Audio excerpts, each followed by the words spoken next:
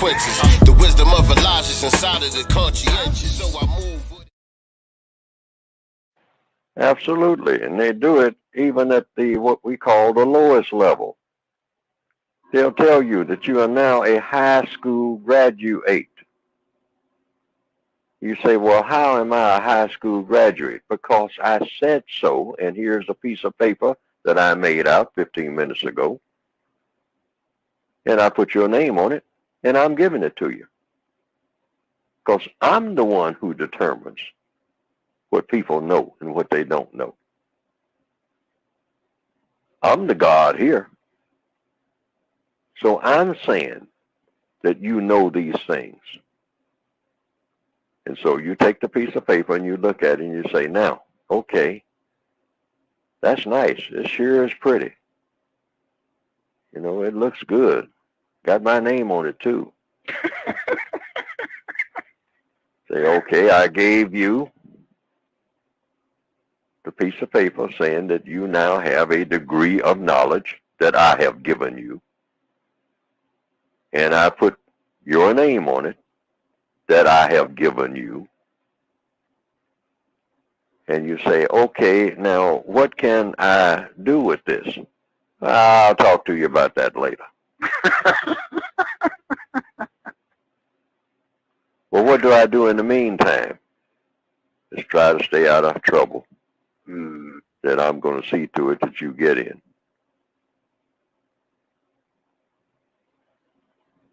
But you go over there to this building or that building and get in line, and we might have something for you. Depends on how I feel by the time you get there. By the time you get over there in my brother's place.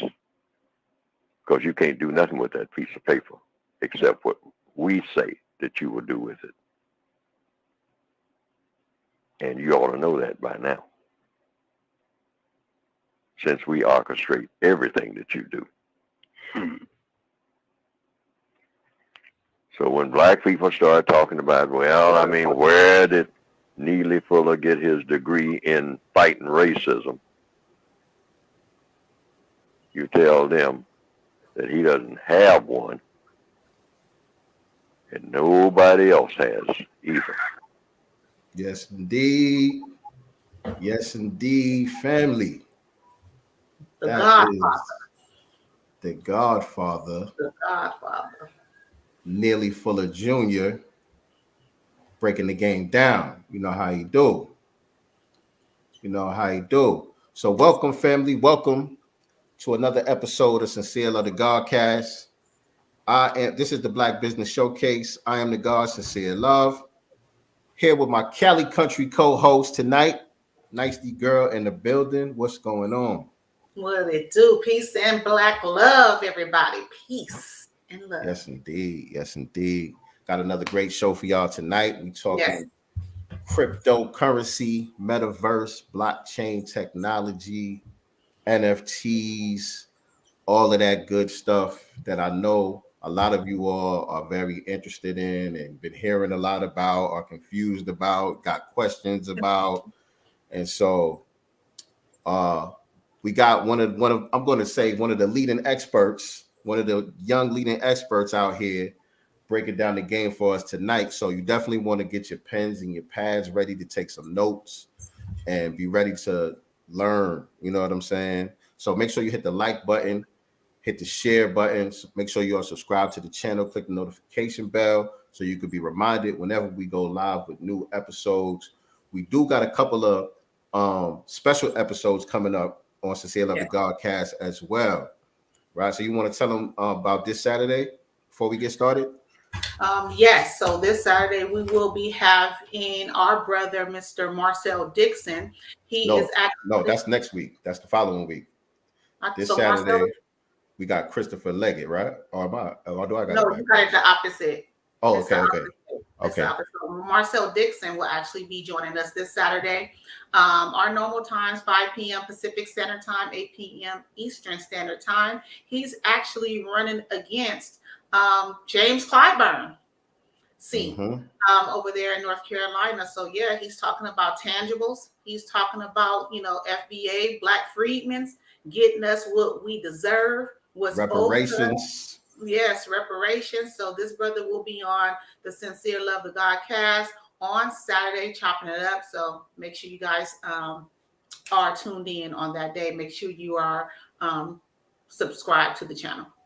Yes, indeed. Yes, indeed. And so we got a few of the reparations candidates that are out there that we're going to try to get on the show. Yeah. You know what I'm saying? So we can help elevate their campaigns and introduce them to you guys so that you know how to get behind them, how to show your support, whether you know you're in their state or in their district or not. You know, there's many ways that we can support people that are out there pushing the agenda that is important to all of us, particularly foundational Black Americans, freedmen, former slaves of America, however you want to refer to it. You know what I'm saying? But again, tonight we got let me get this thing popping over here. Let me get this thing popping over here. Tonight we got brother Jarrett T Ross in the building. Yes. Jarrett T Ross is a Metaverse Business Strategist that helps you navigate, build, and profit in the metaverse of cryptocurrency, NFTs, augmented reality, virtual reality, and the evolution of the internet. And so without further ado, ladies and gentlemen, I would like to introduce to you our guest for the evening, brother Jarrett T Ross. Welcome to the Godcast. How you doing tonight, King? Thank you. I'm doing good. Life is great and always getting better. That's what I'm talking about. Positive energy. Yes. That's right. Indeed. So again, there's a lot of confusion when it comes to this space. You know, I feel like people are being bombarded with just all types of different information in regards to the whole metaverse, cryptocurrency world on social media. There are a lot of people out there who are talking and putting information out there, and there's a lot of scams and different things going on out there that people are getting caught up in as well. So we definitely wanted to have you on to try to clear some of this stuff up for us.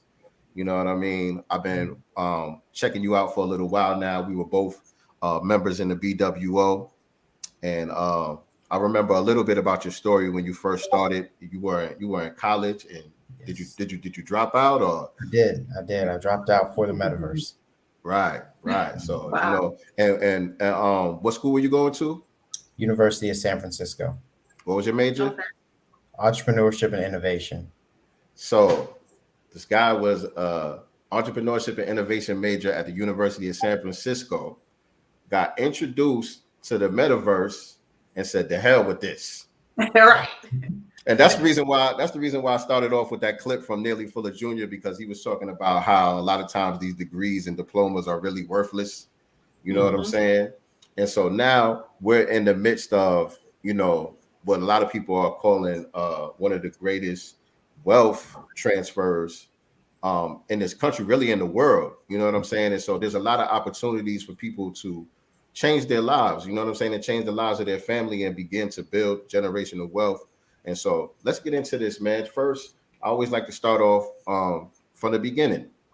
Give us the origin story of how everything began for you, your whole entrepreneurial journey, and how you got into the metaverse to begin with. Absolutely. So I've been doing entrepreneurship for as long as I can remember, back to my first business, lemonade stand, when I was like 7. Okay. So I always knew going into college that I wanted to study more and more about entrepreneurship. However, when I got into college, I never cared about the degree. Getting a degree was never something that was valuable to me. It was more so the college experience and the connections that I would get from going to college. And I got exactly what I wanted out of college. I really, really enjoyed my time there, but it just got to a point where I would be attending these classes and I would sit back and think to myself after class, wow, I just wasted 2.5 hours of my life when I could have been learning about real estate, about building my credit, about the metaverse, NFTs, cryptocurrency.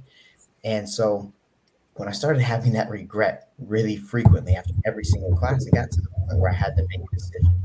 Was I going to continue pushing through this, knowing that I was wasting my time? Because, by the way, throughout my college experience, I learned little to nothing about entrepreneurship. I really didn't. And the school that I went to was good. It was just I already knew so much about what they were talking about. So it was very basic stuff, and I just needed more. And so I was always better at educating myself And so that's what I decided to do. And it was a terrifying decision to make that jump. But something that did build a little bit of confidence is I already had some prior experience getting into cryptocurrency back in 2017. And that was towards the end of 2017 where all these people were hype about it. And at the beginning of 2018, there was a crash and everybody felt horrible about their previous investment. And I got hit upside the head for investing, and then it crashed in 2018. But I never quite gave up on it. I kind of just kept my eye on it, kept learning here and there. But it was really at the beginning of 2020 when I started diving deeper and deeper into the space. And then by the time 2021 came around, that's when I was really in full gear. And that's when I decided to drop out and double down on the metaverse and NFTs and cryptocurrency. Okay. And joining the BWO, how did that come about for you? So I've been following Brother Ben since I think like 2016, 2017. And I always kind of liked what he was doing, liked his content. I started following 19 Keys at some point along the line as well. And so when I saw all them coming together, I attended like their launch event where they announced it.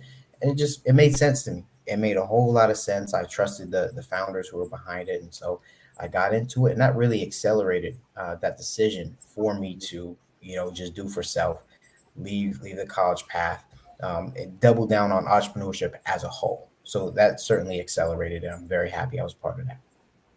Yeah, and I remember, you were, getting some gains and some success like very quickly after joining. You know what I'm saying? So that's what I was going to ask you. You already said you were in crypto space prior, going back to about 2017. And I was wondering that because I'm like, man, this brother seemed like he already know what's up because this was brand new information to me. I ain't know nothing about a blockchain or nothing. You know what I'm saying? Right. So for me, I'm like, I'm pretty smart. You know what I'm saying? I think I could, grasp information pretty well. But when I saw you just come and just take off, I'm like, damn, maybe I'm not as smart as I thought I was.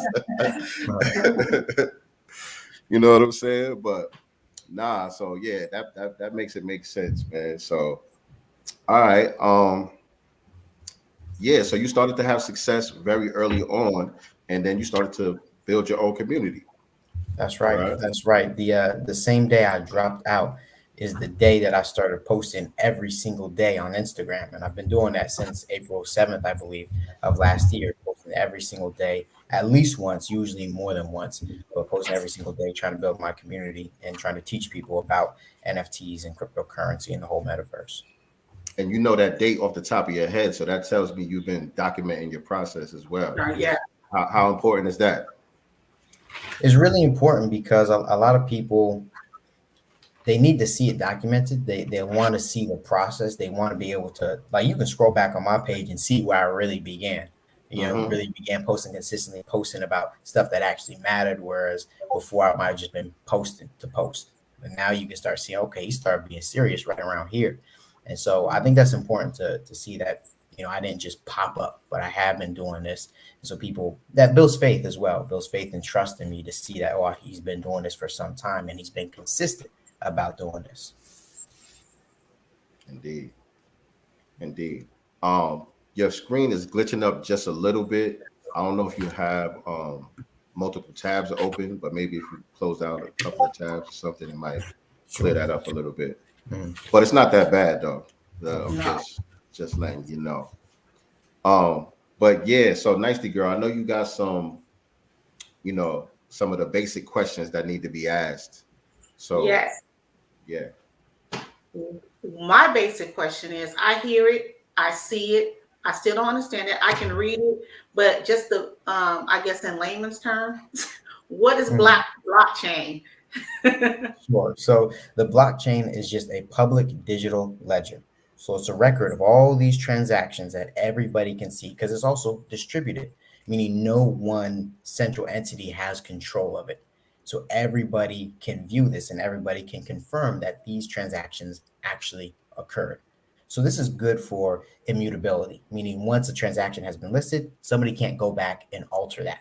It's set in stone. So that is good for, again, making sure that things can't be altered once they have been created. It's also good for transparency. So if I come to you and I say, hey, I've got $5,000 to pay you for X, Y, and Z, you can go and look inside my cryptocurrency wallet since it's on the blockchain, and you can see whether or not I have that money or if I'm just lying. Yeah, so that's what the blockchain is. It's a public digital ledger where everybody can see all these different transactions that have ever happened. So with all, like he mentioned previously, with a lot of fraud going on, and I do see that sometimes on social media, people posting how they got, right? Well, how did they get got if they were not paying attention to the blockchain, or was that information that they may not have been privy to prior to making the said investment? There's so many different ways to get scammed. It could be as simple as just clicking a link that somebody DMs you. You click the wrong link, you could get scammed. You buy into a particular token, like a particular cryptocurrency, because keep in mind, anybody can launch a cryptocurrency. And plenty of people do. Hundreds a day are getting launched. And if you buy into a project without doing proper research, learning about the team, looking through the smart contract, that's the coding behind it, looking into all these different things, you could buy into a project only to find that the founders are just going to do a rug pull, which means they sell off the majority of the tokens and leave all the investors holding the bag that goes to zero. So there's a whole variety of ways that you can get scammed in the space. So it really depends. And one of the persons in the comments asks, "What is mining?" Sure. So mining cryptocurrency. Let's backtrack. On the blockchain, every time a transaction is submitted, in order to make sure that it is legit and that it can't be altered, a computer has to solve a very complex transaction or a very complex equation, sometimes a series of equations. Now, people can't do this by hand. It would be unreasonable. So these computers have to be set up and their processing power has to be committed to mining or solving these transactions. So when you mine cryptocurrency, you basically just set up your computer or a GPU and it solves transactions to confirm transactions on the blockchain. And so every time that a transaction is confirmed by your computer, you'll get a tiny little bit of cryptocurrency that you get to just keep inside your wallet, and that's yours now. So that's why people have mining operations where they'll buy a huge warehouse and set up thousands of computers and GPUs just to mine cryptocurrency, just to solve these complex equations to earn cryptocurrency. So it's like the cryptocurrency Wall Street. I have no idea what you mean by that. Like how you see on TV when they're on Wall Street and they have all this, like those computers going and all the trades are happening. Mining is kind of like it's not quite like that because it's not like you have to be there sitting on the computer pressing buttons and all that. You just set up and you use your computer's processing power to solve these equations. Got it. And so that mining process is what contributes to the high, what they call gas fees on the blockchain. Is it because those computers have to use so much energy to do these equations? Not necessarily. It's because when there's a lot of traffic on the blockchain, and by the way, there's multiple blockchains. So what you're referring to is the Ethereum blockchain, which has these gas fees. But there's also a Bitcoin blockchain, which is totally separate. But on the Ethereum blockchain, these transactions that you're submitting are going to come with a gas fee. This is just a network transaction fee for you to use the Ethereum blockchain. And this gas fee is going to vary by the minute. If there's a lot of people pushing transactions through all at the same time, that gas fee is going to go super high because the people who are mining, these computers who are doing this mining, they are going to be incentivized to go and mine the transactions of the highest bidder. So whoever is willing to pay the highest gas fee will get their transactions confirmed and on the blockchain first. And so that's the reason why you see this fluctuating gas fee. Okay. What is a crypto wallet? Cryptocurrency wallet is just a place. It's like your account to store your cryptocurrency and other assets such as NFTs. So the popular one is Coinbase. Another popular one is MetaMask. You just set up this wallet. It comes with a unique identifying address.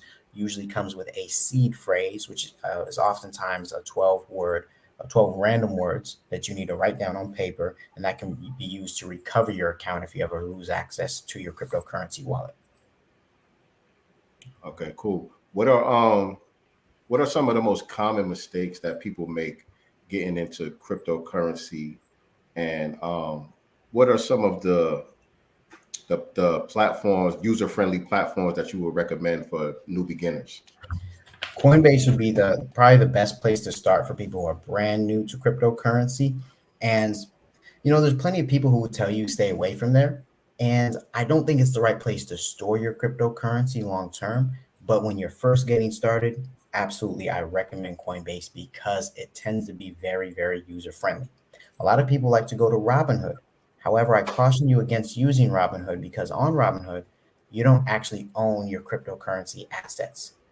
You can buy and sell them there, but you can't send that cryptocurrency anywhere else. So that means you don't have true custody of your crypto coins when you have them on Robinhood. Now, Robinhood has talked about changing that. So shortly, I believe they are going to allow true custody for you, but as of now, they don't allow that. So Coinbase would be a good place to start. As for common mistakes, is people just buy into the hype. They don't do enough research. They see this person talking about this coin, that person talking about this coin. Keep in mind that a lot of people are paid to talk about cryptocurrencies. And so they will just tell you, hey, go buy in this, it's going to the moon. And then people who are new will be like, oh, okay, I'll go and do it. And then they go buy into it and find it does not go to the moon. And it might have been a really bad project that you just got into. Another common mistake is you're going to get spam DMs on multiple platforms. You might get a comment under your Twitter post saying, hey, click this link to get some free Bitcoin, or you might be in your Discord and you get a DM saying you want some giveaway. On Instagram, same idea. But when you get these spam DMs saying that you won something or you can get some free something, it's usually a scam. Mm-hmm. Wow. Mm-hmm. And so what is your process for vetting new projects? Like, what is your protocol before you decide to get invested into a project? Specifically for cryptocurrencies? Yeah, let's keep it there. Sure. So I could talk about this for an hour because there's a lot that goes into it. One of the first things I'm going to be looking for is the team. Now, a lot of cryptocurrency projects actually have anonymous teams. So we don't even know who these people actually are, which is concerning. Now, there's plenty of projects that have anonymous teams and are still legit. But it is kind of a red flag for me because when I see that, what it means is if they scam us, there's no way we can hold them accountable. Whereas if that team is doxxed, DOXXED, when the team is doxxed, it means that we know their real life name, face, and identity. And so when people are willing to connect their real life name, face, identity, and reputation to their project, that builds a whole lot of confidence in me because now I know if they do scam me, okay, us as a community who just got scammed can go after these people. We know who they are. And on top of that, we can also go and look at their history. We can see, okay, do they have any experience doing anything in this field, doing what they're doing now? So team is one of those key things. Another thing is utility. Is this coin just created just to exist, which is a lot of coins, or can it actually be used for something? Is it designed to power some type of ecosystem, some type of game, some type of community? Does it do something, or is it just existing to exist? I do want to have some degree of utility inside of a cryptocurrency before I buy into it. Before you go on, can you give us one example of each, like a coin or a token that has a useful utility versus one that just exists? Sure. For the sake of it? Dogecoin would be one of those coins that just kind of exists. However, Dogecoin is one of those interesting exceptions that might break out of just existing because now businesses are starting to talk about, okay, well, what if we start accepting Dogecoin, which gives it a degree of utility? It's still not that useful. Nonetheless, if businesses do start accepting Dogecoin, it will have some added utility into it. So Dogecoin is one of those things that kind of just existed to be a meme coin, and then the culture of cryptocurrency kind of just got behind it and helped boost it up somewhat. But overall, it's not that sound of a project to get into. And then you have a coin like Polkadot, right? And their coin will be DOT. And what they're trying to do is they're trying to create an ecosystem, technology that allows different blockchains to communicate with one another. And that is a big deal. And that coin that they have is helping power that ecosystem. So that is a project that I have a whole lot of faith in. And so how does something like that work though? Like, you know what I'm saying? Us invested into the token, does it give them the capital that they need to complete the project, or what exactly is taking place far as that Yeah, utility. in some ways, it is going to give them some working capital, but more than that, it also gives them a user base to be testing the products and services that they're trying to roll out. Because now we have to use their coin to interact with their platforms, which helps them test and build and iterate on what they already have going. Okay, that makes good. That makes perfect sense. Yep. That makes perfect sense. But yeah, So, go ahead. oh, I was gonna say, so does this mean like obviously we're getting away from, the dollar bill? It just, what I'm saying, that is going to be a thing of the past. And this is literally the future. This is how we will be purchasing cars, food, any essentials, etc. Does this mean the end of money as we know it? Not the end of money, just different money. Different money. Yeah, just different money. And I don't know enough to really say is this going to completely replace the dollar bill, because what it really matters is how many people are willing to allow that. How many people are willing to now accept this other cryptocurrency? And it'll take some years to get to that point, but increasingly it's going to become very, very commonplace. Indeed. And the thing that I'll say to that, if we're focusing on ourselves, our business, making ourselves valuable in any type of way, no matter what kind of money becomes the new normal, if we have something of value or if we create something of value, then people are going to give us whatever form of money that it is. You know what I'm saying? So that's kind of like something that we shouldn't really fear or be intimidated by. You know what I'm saying? Right. Things change, things evolve. And so it's just good to get the information and familiarize yourself with the new changes so that, you don't get left behind or things aren't making sense to you and you don't know how to interact, you know what I'm saying, with these new platforms and so forth. Absolutely. Right? I'm with you. And it's a good idea to start thinking about how can you start offering your products and services that already exist as NFTs, or start accepting cryptocurrency payments in some way. I think that's very important. Even if you don't execute right now, at least have that in the back of your mind as an entrepreneur. So I saw something on your site where you said crypto. I don't know if you said cryptocurrency or you said NFTs. One of them is for everybody, and you could prove it. Yeah. So how could you prove that? How could you show somebody who's very skeptical, like this isn't for me? I don't see where what I do fits into this space. You know what I mean? I'm a truck driver. What does this have to do with me? And that's what I do. I do consultations one-on-one with people, and they tell me, okay, this is my business. How the heck do I integrate it? And so, like, I could give you an example right now. Somebody came to me and they said, okay, I have a luxury car rental business. And they were like, how are you going to integrate NFTs into that? I was like, okay. So I gave them a couple ideas, right? But the one that we landed on that we really liked was you can create an exclusive NFT car club. So you already have this exclusive nature being a luxury car rental business. And I said, what if you just add a layer of exclusivity on top of that, where now you have this fleet of luxury cars, but the only way people will be able to even rent from you is they have to have a membership pass, essentially, as an NFT. So this NFT will serve as access to this fleet of vehicles. And as that fleet of vehicle grows more exotic, grows to more states and cities, that's going to become more and more appealing to these big name people who have the money to spend, but now they need to have one of these access passes that are NFTs in order to get into there. So just about anything that you can come up with, if I know the business model well enough, then I can say, okay, this is a way for NFTs to be integrated. And for a lot of cases, NFTs can literally be just an alternative payment method. For example, I have my ebook, The Crypto Audit Checklist, and people can go to my website and they can pay in US dollars, or they can buy the NFT edition.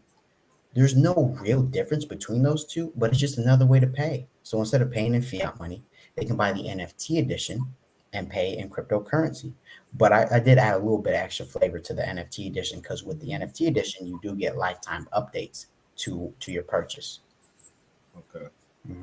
Cool. And so adding incentives is another way to, build value around the NFT, correct? Right. And keep in mind, NFTs, at their core, what they serve the function of is proof of authenticity and proof of ownership.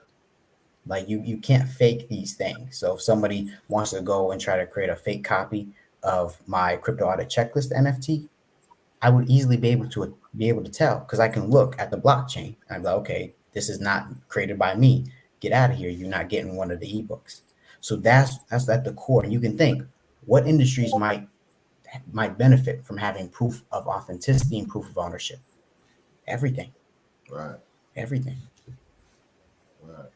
So, So, oh, I was going to say that, what you were getting ready to say. Go ahead. yeah.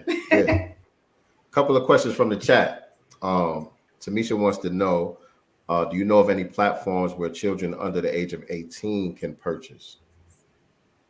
Yeah, you don't necessarily, a lot of platforms are decentralized, meaning that there's no central authority saying, okay, you got to be this old in order to use this platform. So are there platforms where children under 18 can purchase? I'm not sure if you're asking about NFTs or about cryptocurrency, but there's a handful of different platforms. And if you ever are running into some restrictions, you can go to peer-to-peer platforms. I think one is called Paxful.com, and you do have to verify your identity. So in that case, there might be an age requirement. But a lot of people who are in like certain countries or certain states can't get cryptocurrency in other ways, but Paxful could be an opportunity for you. But under 18, I'm honestly not aware of age restrictions on a lot of these platforms. I'm sure some of them do, but there's plenty of exchanges and wallets that you can go to in order to buy cryptocurrency without verifying any type of identity. So it sounds like when we had the artist Gemini on, she was talking about, whether you're operating in a public space or you're operating privately. You know what I'm saying? So if there are these age restrictions, there's ways where you can operate privately, Yep. decentralized, where, that won't be a barrier for you. Absolutely. And keep in mind, if you could just help that person who's under 18 out, like you could set up an account, you buy some cryptocurrency, they can set up their wallet, and then you can just send them some. Simple as that. And then they have it in there, and that they're still anonymous. Or they could be the ones, doing the buying and trading and all that, but the thing is just set up in your name. Mm-hmm. All right. And so is there a minimum amount? This is from Jackson Harlem. Is there a minimum amount an entrepreneur could accept in cryptocurrency? I guess like if you're selling a very cheap item, would it make sense to accept cryptocurrency as a payment? Sure. It would depend. Like if you're doing a super cheap item and you're trying to accept Ethereum, that might not make too much sense. But if you want to accept Binance coin, for example, that might make sense. Bitcoin might make sense. So yes, there's no minimum or no certain amount that you should be hitting in order to accept cryptocurrency. It just depends on which currency you want to accept. Yeah, because the reason why you're saying that, because with the Ethereum, there's gas fees associated with it, which might not make sense for the person to buy it. That's right. They have to pay that toll, so to speak. Mm-hmm. Got you. I have a question too. So when that question arose, you said, is she talking about cryptocurrency or NFTs, right? Mm-hmm. Where's the difference? Because I personally get them mixed up still. When people say cryptocurrency, I kind of conflate the both. Like I look at them as one and the same. What are the differences? So they're both on the blockchain, and so that means they both are in that same world. You can hold both of them inside of a cryptocurrency wallet, for example. So it's very easy to get them conflated. So cryptocurrency is just a digital form of currency. That's what it is, a digital form of currency. When we look at NFTs, NFTs are uniquely identifiable digital assets whose ownership can be proven on the blockchain. And so one of those key differences between NFTs and cryptocurrency, NFTs are typically going to be non-fungible, meaning you can't just exchange one NFT with another and everyone's happy, everyone's getting the same thing. Whereas if you trade one Bitcoin for one Bitcoin, there's no difference. It's exactly the same. Those are fungible. So that's one of the key differences. Cryptocurrencies are typically fungible. NFTs are typically non-fungible, which is why they're called non-fungible tokens, NFT. And so these uniquely identifiable digital assets whose ownership can be proven on the blockchain, these NFTs can be just about anything. We can take a screenshot of this call and turn it into an NFT. It doesn't mean it's going to have any value, but it would still be an official NFT on the blockchain. So keep that in mind. Any and everything can be turned into NFTs, and it's up to you, the creator, to make sure there's some type of value in it. And it can be just digital art. That's fine. If you just want to make it digital art, cool. But a lot of cases when you see these massive sales for these NFTs that are art-based, there's typically some type of utility behind them, something that you can do with them. For example, I'm involved in a project. I got 4 NFTs inside of it, where every NFT that you own allows you to tap into a percentage of a cryptocurrency mining operation.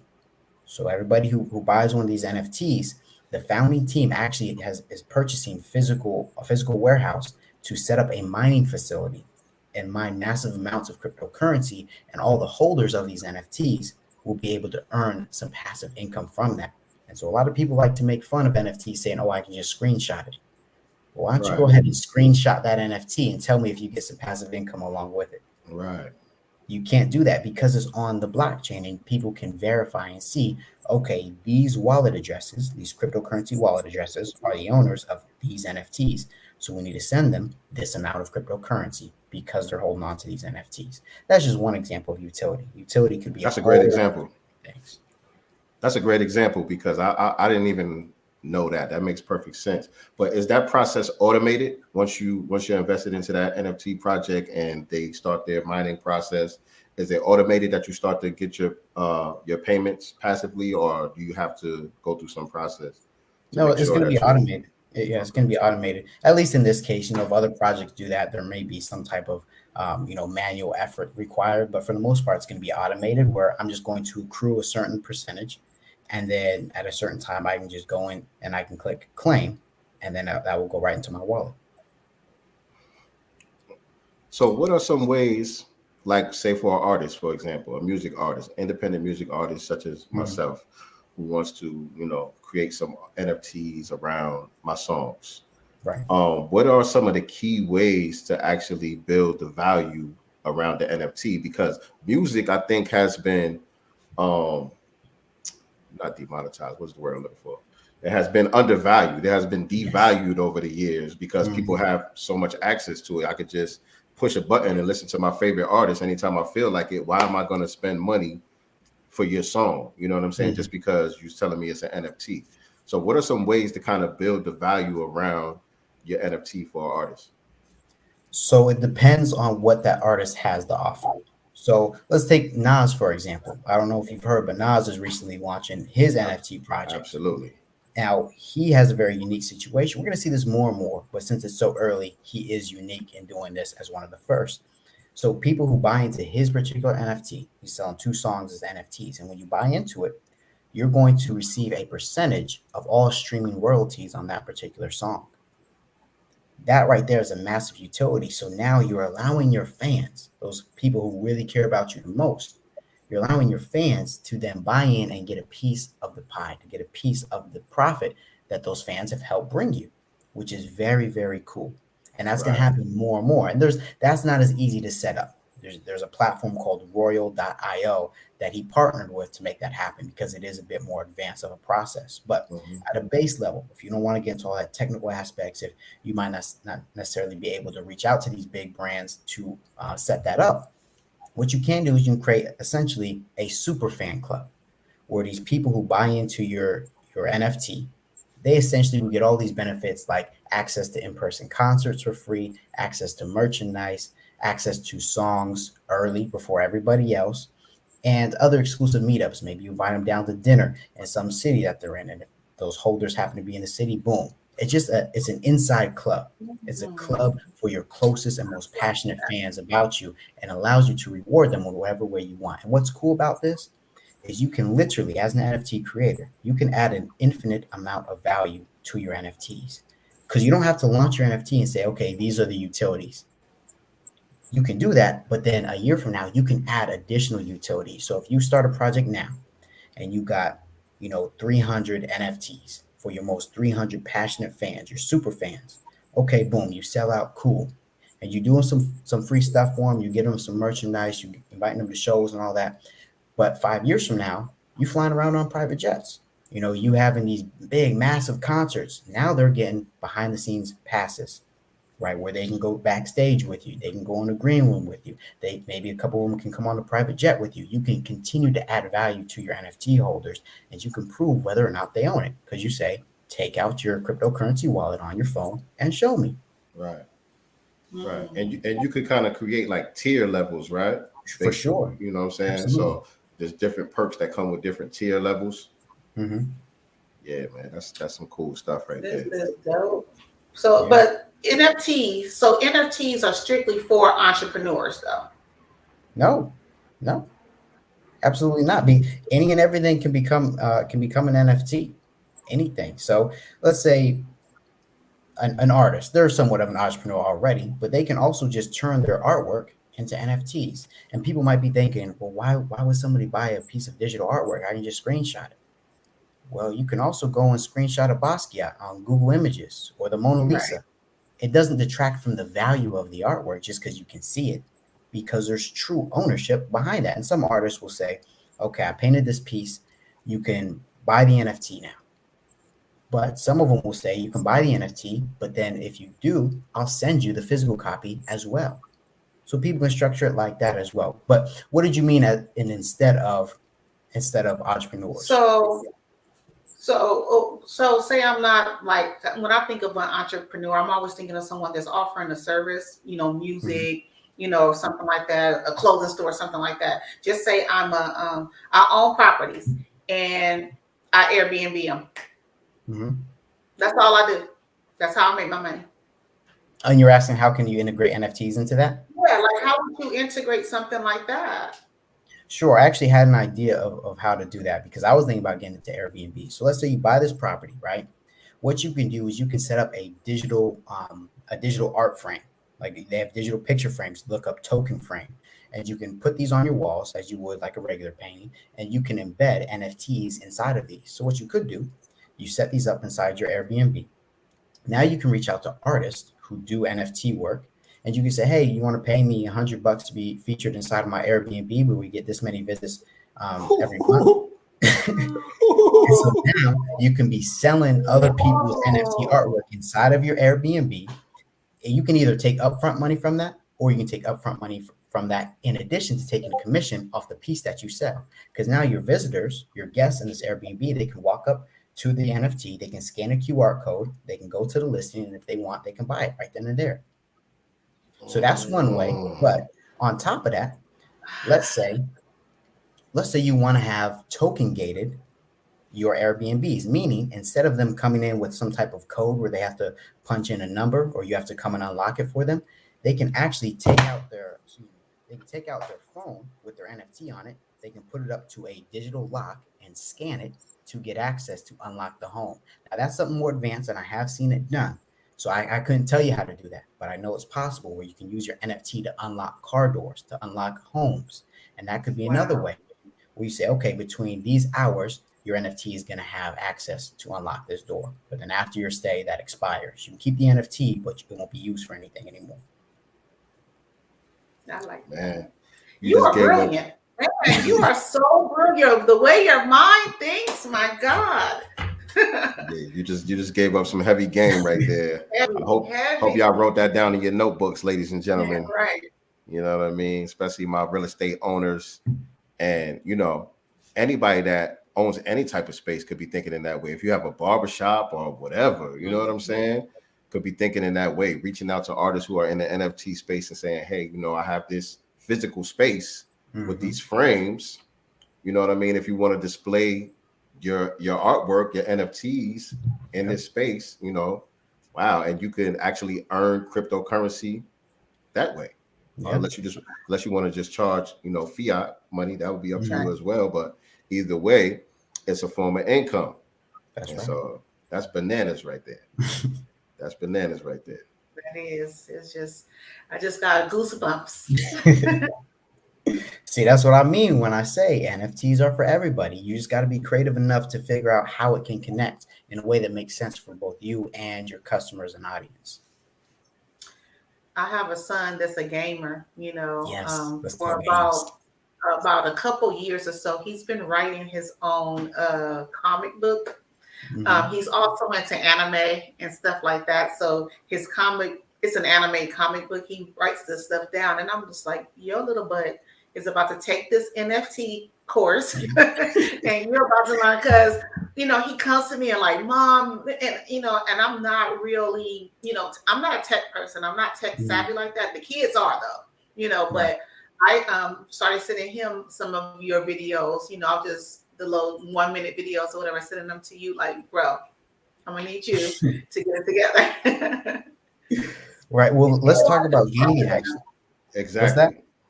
I said it's important for them. He's 16, so it's Mhm. time. Right. Well, let's talk about gaming. And young kids are going to be in a great position because gaming is what I think is going to bring NFTs and cryptocurrency to the masses. And the more and more they get integrated into games, the more powerful it's going to be for these gamers. So consider this. I'm sure at some point your son has been playing a video game and he wanted to buy an in-game asset, whether that's an upgrade, a new skin, a new weapon, some type of power up. He wanted to buy something where he needs to take out a All the card. time. Right. He pays for that. Now, traditionally, he would buy that directly from the game creators, the game developers. It goes into his account. Cool. That's the end of it. But when NFTs come into the equation, when these games start integrating NFTs, he can buy it from the game developer.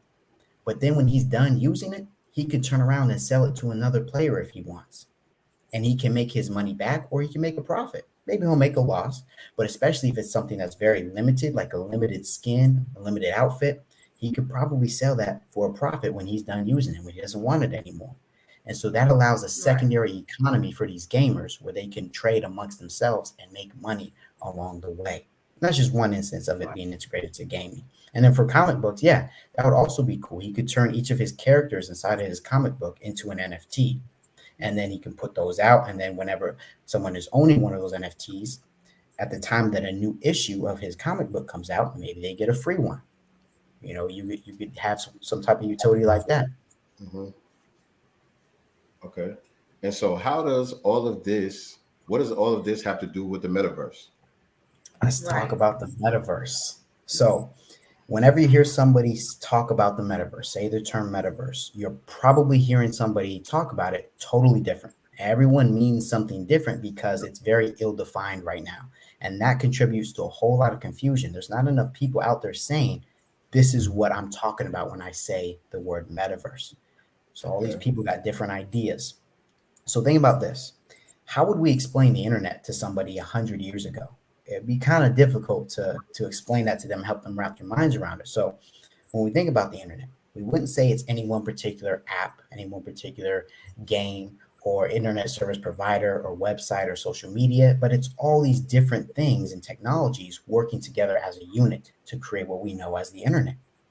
Now, the metaverse functions in a somewhat similar way, where it's not just any one particular place. Oftentimes, when people talk about the metaverse, what they're referring to is some type of immersive virtual gaming world. That's oftentimes what they mean. Right. From my perspective, the metaverse is a much broader concept. So the metaverse would include things like cryptocurrency, the blockchain, NFTs, AR, VR, and all this stuff coming together. There's other technologies in there, of course, too, but it's this interconnected web. So it's not one particular place, but yes, gaming and virtual worlds are absolutely a key component in there. And when we take that approach of looking at it as this gaming immersive virtual world, we got to recognize that NFTs serve as the ownership inside of these virtual worlds. NFTs would be the ownership. If you own a piece of land in the metaverse, that's an NFT. If you own a weapon inside the metaverse, that's an NFT. If you own a car inside the metaverse, that's an NFT. And the currency is cryptocurrency inside of this metaverse. So that's what my take is on what the metaverse is. And that's how NFTs and cryptocurrency play a role inside of it. So it's like I've heard some other people say this is the next generation of the internet. This is what they refer to as Web3. So, and right now we're in the second generation of the internet. Mm-hmm. And so in the beginning, the internet was just, you could log on to these sites and kind of look at stuff, read stuff, but you couldn't really interact with other people, right? Yes. You know what I'm saying? And so now we're in the second generation of the internet where we're able to do what we're doing right now. You're able to connect with people on Facebook and, first it was MySpace and things like that. Now where we're at with Instagram and Twitter and all these different ways where you can connect with people, get involved with different communities, FaceTime, go live. This is the second generation of the internet. And so now this third generation is taking us to the next level where you can actually 3D yourself into that world, what I'm saying, via your avatars, via, I guess your digital NFTs and things of that nature, where you could actually be there virtually, you know, or you could bring some of these digital things into the real world, which as I think that's my understanding of the augmented reality, right? Yep. Mm-hmm. Where some of these digital things are popping up, you know, in the room that you're in rather than you popping up into the digital room. Yes. Yeah. You know, that was one of the best breakdowns of Web 1.0, 2.0, 3.0 I've ever heard. That was really, really good. Oh, wow. I've been listening. I've been listening. Clearly, you got a good understanding of it for sure. And another key characteristic of Web 3 is it's decentralized. At least the majority of it is, meaning there's no central authority like YouTube that can just say, okay, we don't like that, we're going to take it down. Once you put this stuff up, it's up and you own it. For example, I could build a decentralized web page where it can't be censored. And that web page would be built on top of a domain name that I own. That's an NFT. So my domain names are now NFTs in this Web3 space. So all of that sounds great, but what do you see as some of the cons that we should probably, Look out. you know, kind of be aware of moving forward as we enter into these new spaces? As far as like data collection and, you know, things of that nature, it gets a little bit spooky. Well, it's interesting because in a lot of cases, when we move into this decentralized space, we're actually more in control of our data. Like we get to say, okay, you can have access to this or you can't. Or we can say, you can have access, but you don't know who the heck I am because I'm remaining anonymous in this decentralized space. So you can do that approach. So I think it's more advantageous as far as it comes to data. But one of the key weaknesses is scams. Because there's so much confusion. And the downside is if you get scams in traditional banking, for example, you can call your bank up and be like, hey, look, I just got scammed. They stole my identity. They stole my funds. Can we solve this? And like, yeah, well, we got you. You get scammed in the NFT or the cryptocurrency decentralized world, you SOL. There ain't nobody to call to help you. You know, I had a buddy who called me on the phone saying that they're getting their NFTs stolen from their wallet right now as we speak. What to do? I was like, hey, I'm sorry, they're gone. there ain't no support line that you can call to get those assets back. So, and that's one of the downsides, because I talked about immutability. Once something is done on the blockchain, it's done. There's no control Z. There's no undo button. There's no requesting refunds. At least now, there's projects who are trying to implement something like that. But right now, once you get scammed, you're out of luck. And sometimes it's not even a scam. You could make a simple mistake, right? Like I've heard people say, you know, a lot of the platforms you have to have like a 2-check notification in order for you to log in. Yep. Right. And so if you upgrade your phone while you have those 2-point checks, whatever it's called, in order to log in, it doesn't coincide with your new device. And so now you're locked out of your wallet and you can't access your crypto now because you upgraded to a new device.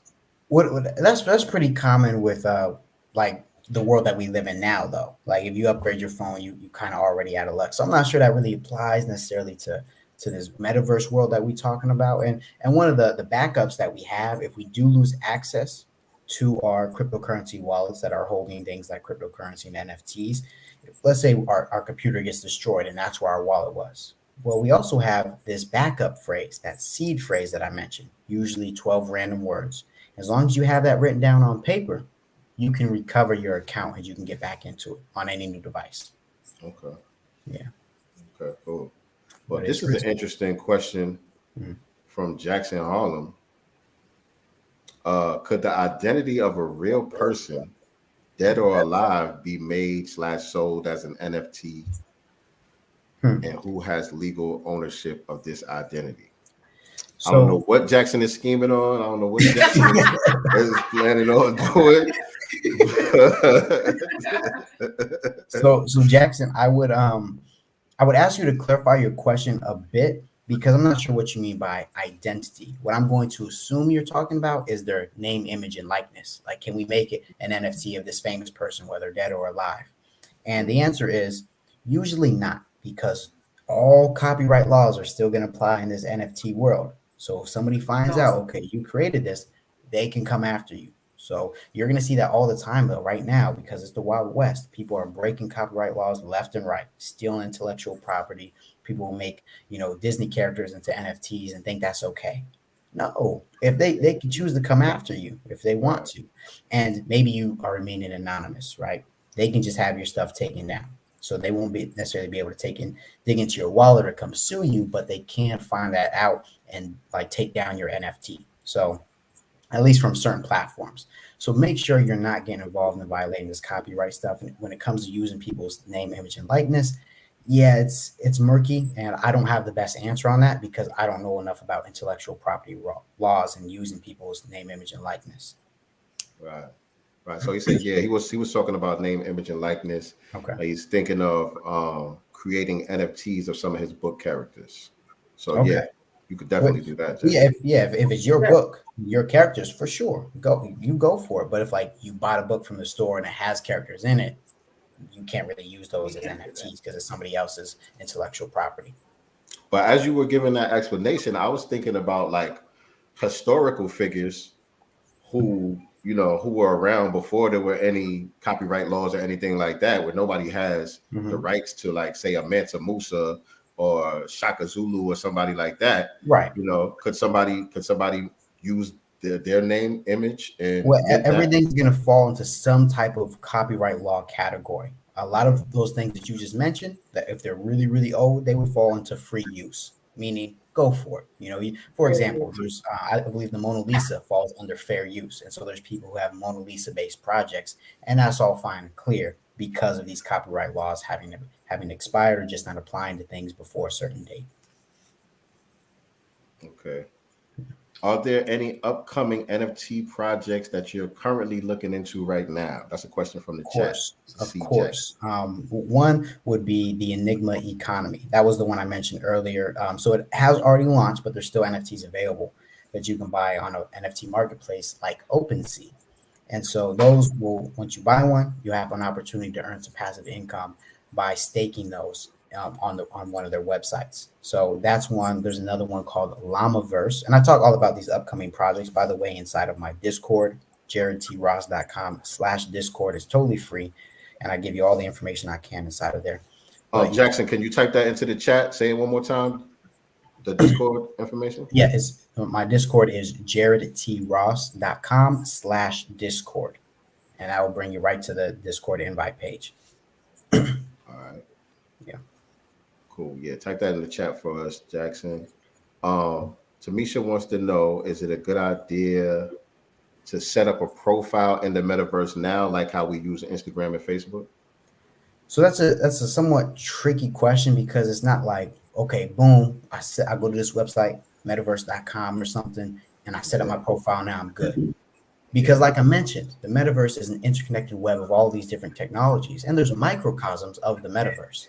Facebook is trying to work on their own version of what the metaverse might be.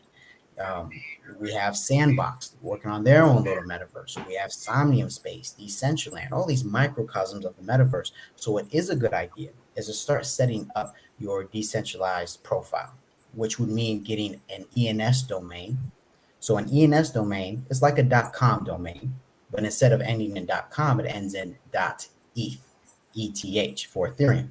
So you can set that up, and that can help be used as your profile, essentially as your identity across Web3 services. That can kind of go into these different areas.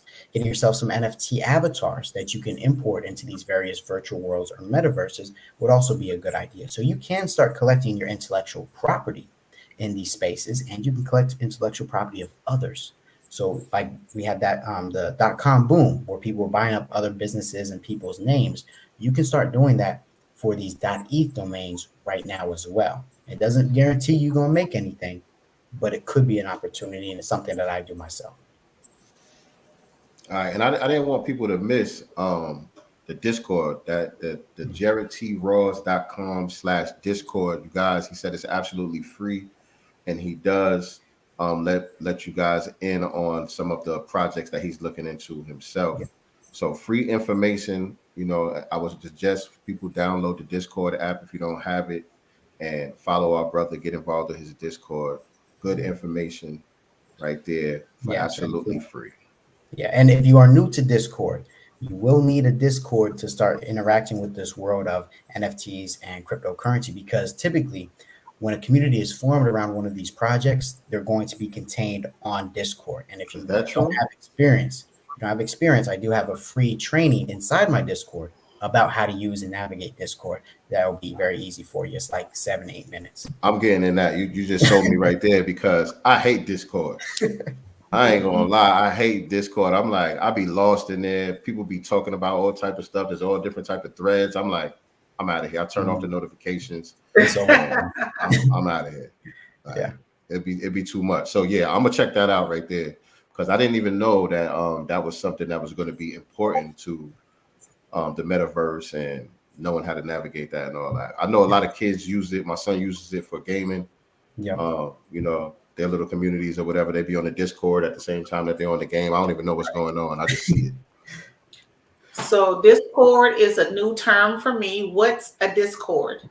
So Discord is a platform for communicating. Typically, it was initially used by gamers where they have these different chat rooms called channels, and they can have different topics. So maybe they're talking about, this game in this channel, this game in this one, but they have this central hub of communication where everybody can be in this. It's like a chat room. They can be in this chat room together and they can talk about all of these different topics.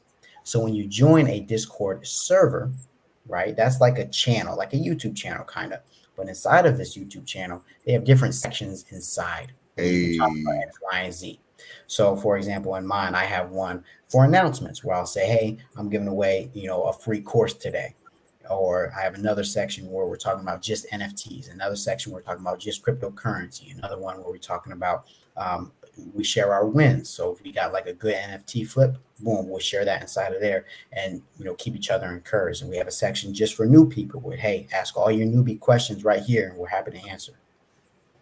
Awesome. Nicely, do you know what Telegram? You know about Telegram? No. Okay. No. Okay. No. I was going to use that as an example. It's kind of it's like a Telegram on Telegram steroids. here is a newspaper. So here in California, in LA, we have a newspaper called Telegram. It still gets delivered on Sunday. All right. Do you remember Kick? Do you remember Say the that Kick again? app? Do you remember the Kick app? No. You don't remember Kick either? No. Where you been? I'm about to call you an old head. I'm about to call you I an old remember head. MySpace. No, but it's basically what he explained, man. It's just an app where you can create chat rooms to communicate about different subjects. You know what I'm saying? Basically, that's what it is. I've heard of Riff. You know what I mean? Like Riff. Now I don't know what that is. Me neither. Oh, You live in a parallel universe. I'm telling you. Second Son, Peace King. Appreciate y'all joining inside the chat. Make sure y'all I'm sorry. Make sure y'all clicking the like, share, subscribe, all of that good stuff. Family. Mama Love, I saw you hop up in here too. Shout out to Mama Love in the digital building. Well, go ahead, nicely girl. Well, one more question from Jackson Harlow. Does the value of an NFT increase automatically like stock, or is it regulated solely by the NFT owner? Well, keep in mind that the value of a stock doesn't increase automatically either. It's based on the market conditions. So the NFT owner, so if I create a collection of 10,000 NFTs, right? I don't really have control over what that price is going to be. The community who invested has that control. So if I start selling it for 1 Ethereum, right, it depends on who's going to be willing to list it at what price. So if 10,000 people are willing to list it at 2 Ethereum, then that price is going to be 2 Ethereum. If somebody else wants to get into the project, they got to go and buy it from the lowest seller at whatever minimum price is set. So that price is going to be influenced by a whole variety of factors. Sometimes people will just sell it super cheap because they need a liquidity for some emergency in their family. But typically that price of the project is going to be determined by how involved and how much the founding team is going to be executing. Are they following through on the things that they have promised or not? And if there is much utility. So it's all about emotions. It is very, very emotional to get into the NFT space, and it's very, very volatile. Mm-hmm. Same thing with crypto, stocks, all of those things. No matter what the market is, it boils down to supply and demand. You know what I'm saying? And like you said, the emotions and the enthusiasm of the community that's behind it. You know what I'm saying? Like you mentioned earlier with Doge. Doge, in the beginning anyway, it actually had zero use case for it. It does nothing. It's a meme. But the hype around it is what began to generate the value. People talking about it, people like Elon Musk and different people that have influence tweeting and talking about it is what drove people to go and want to purchase it, which made the value go up. And so that's the same thing with the NFTs. Right. Right. Let me pull up your site here. Yeah. I'm gonna let you And I'm walk not the us. only one that didn't know, by the way. I see that. I see that. I see. We got some more. We got some more old heads in the chat.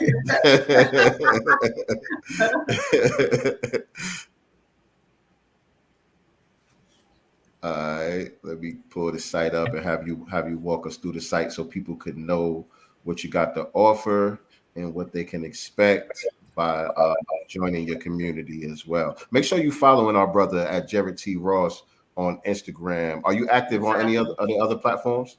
On Twitter as well, but primarily Instagram is where you're going to find me and be able to reach out to me. All right, there you go. All right, so here's the site. Walk us through it.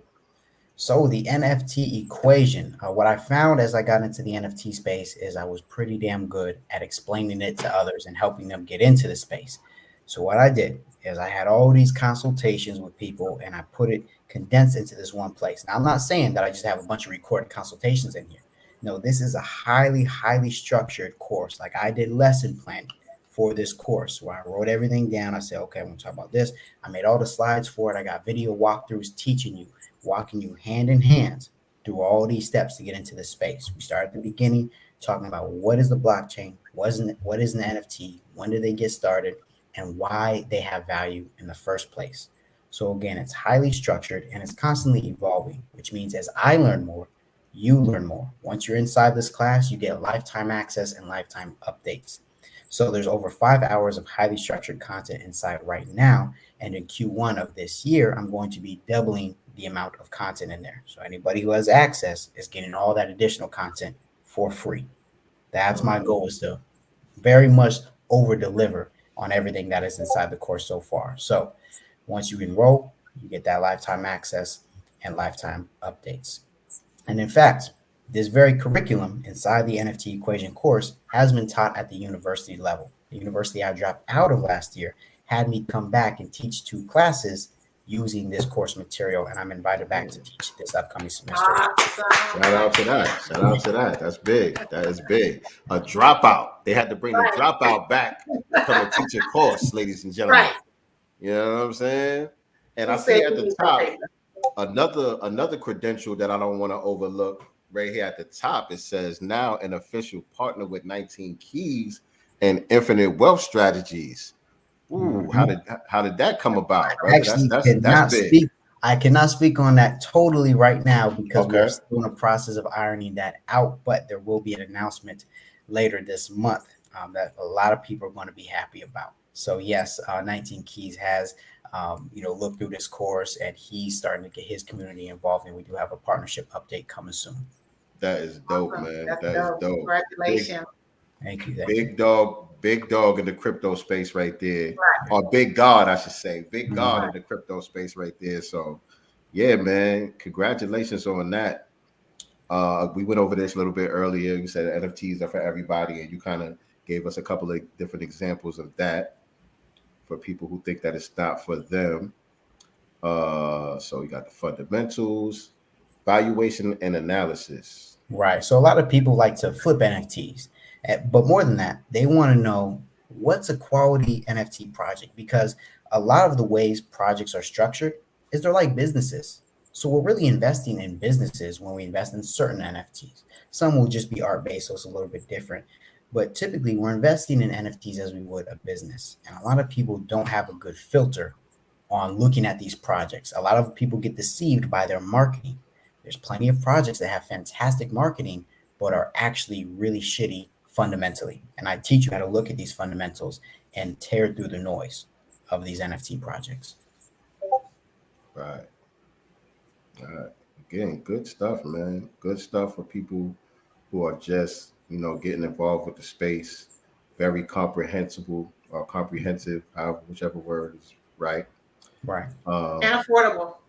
His Mhm. pricing is affordable. I think we all, I was expecting, honestly, because I had gone on there and I was like, watch this be one of those, like, okay, $2,500 to start, and Right. a car payment a month, and I was pleasantly surprised at Right. how Look at that. affordable this course is Look at with that, that family. one $149 time. one-time payment, and you get all of those updates. And I guarantee you can go and find. There's other NFT courses out there that are going for hundreds, sometimes $1,000. You're not going to get as quality content in those as you would in this. Man, This is this what I'm talking about by over delivering. And I mentioned it up top, NFTs are for everybody. So I want this mhm. to be affordable for most people. And so Mhm. that's why it's at the price that it is. And let me just say that this broadcast right here, this episode of the Black Business Showcase is worth more than $149, ladies and gentlemen. Period. All the information Period. that was just dropped right here tonight. So yeah, man. And I know a lot of people in business and entrepreneurship, they choose prices that have some type of significance to them. Does the number 149 mean anything to you? It does not. It does not. Okay. See, what I wanted to do is I wanted to price it at 777. That's the number I wanted to price it at because That's my it number. does have some significance to it. I was like, okay, let me relax. let me get some people in here first so that they can really start experiencing, and we'll see where we go from there. Right. No doubt. Then now, And y'all, so I'm definitely going to. yeah, and these are some of the testimonials here. People giving him his props that are already a part of the community. I've been following you for 2 days now, and I have learned more from you than any other strategist. Yep, Um, for free, by the way. for All that free, stuff that she learned on my Instagram. free 99. That's just by following him on the gram. And so this brother said, this is by far the best explanation of NFTs I've ever gotten. There's a lot of information out there, but this Zoom call broke it down in a way I could actually understand and come with ideas on how I could use them in the future. Yeah, and that was from a master class I did on NFTs, by the way. So he was referring to my education in a free master class. Right. Right. Wow. And so I think I was on one of your free master calls with the artist Gemini. Mm-hmm. Yeah, that's the one. That's the one he was referring That's to. the one right there. Mm-hmm. Yeah. Definitely solid stuff. So that's why I wanted to have him on. As soon as we started doing this, I was like, yeah, that's somebody I got to get on the list. And I seen that you was blowing up pretty fast, so I said, let me hurry up before I can't even get at our brother no more. He gonna be in the metaverse somewhere. You know what I mean? You're gonna need an avatar, and you know what I mean. But yeah, man, congratulations, man, on everything that you got going on. We definitely appreciate you with the information that you bring into the table. Glad to have you on the show tonight as well. You guys got any more questions for our guest in the chat before we start to break this down here? Speak now or forever hold your peace. Now, Someone said, does he have any programs for children? For children. Nothing especially designed for children, but the way I explain things inside that course is very family friendly.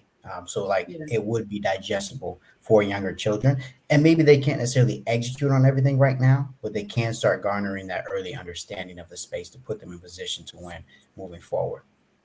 And when you say children, if you're talking about like teenagers and stuff like that, they probably understand it better than us, yo. Yeah. You know what I'm saying? That's They'll pick up on it more rapidly than us because they're already kind of familiar with some of the lingo, some of the technology, you know what I'm saying? Just from being on these games and stuff like that.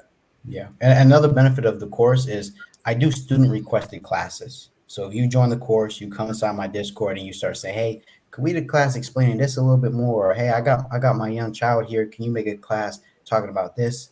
And I will actually produce that for you and add it to the course. Oh, that's awesome.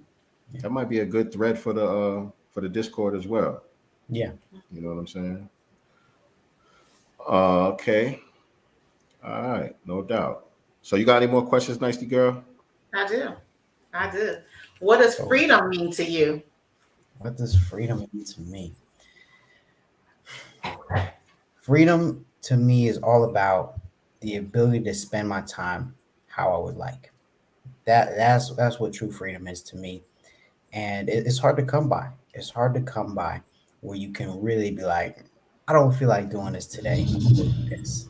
That's freedom, where you have full Right. control over your time. That's freedom for me, and that's one of the main reasons why I wanted to go this route of entrepreneurship. That's one of the main reasons why I left college, is because they were dictating so much of my time, and I didn't have enough control over it.